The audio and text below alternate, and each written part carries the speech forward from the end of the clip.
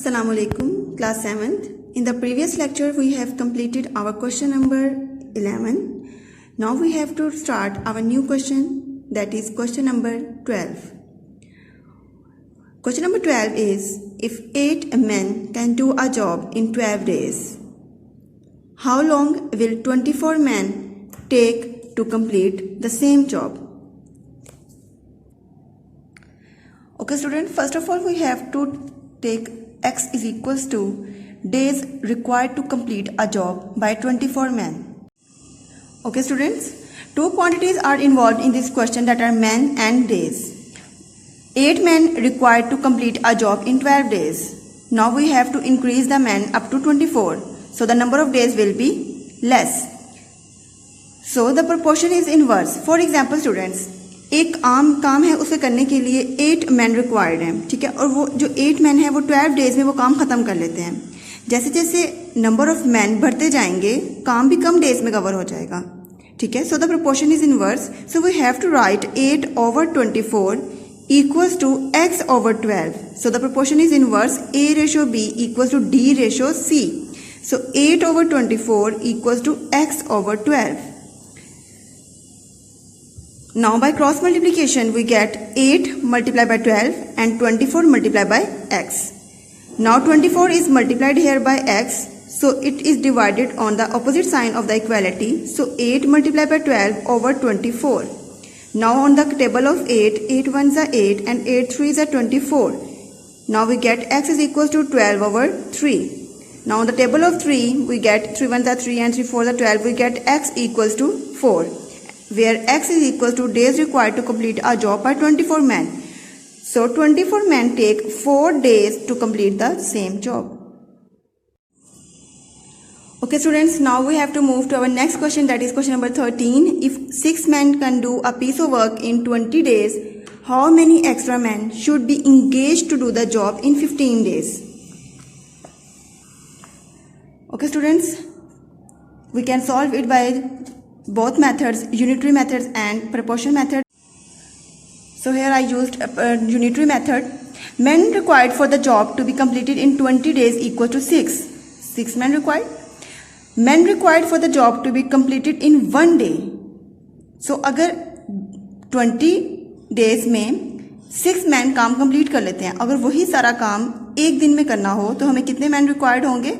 6 multiplied by 20. Now men required for the job to be completed in 15 days. अगर 15 दिन में वो काम खत्म करना हो, so 6 multiplied by 20 divided by 15. So 5 threes are 15, 5 fours are 20. Now 3 ones are 3 and 3 twos are 6. Now 2 multiplied by 4, that is equals to 8 men.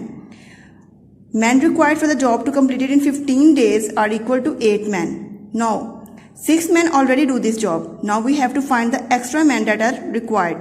So extra men required, that is equals to 8 men minus 6, that is equals to 2 men. So 2 men are extra that we have to require. Okay students, now we have to discuss the Islamic law of inheritance using proportions. According to the Islamic law of inheritance, the property and the money a man leaves must behind be distributed among his family in the following ratios. Widow's share, that is equals to 1 over 8 of his total amount. Balance of property, that is equal to 7 over 8. Now 7 over 8 of the property is to be distributed among his children so that the son inherits twice the share of the daughter.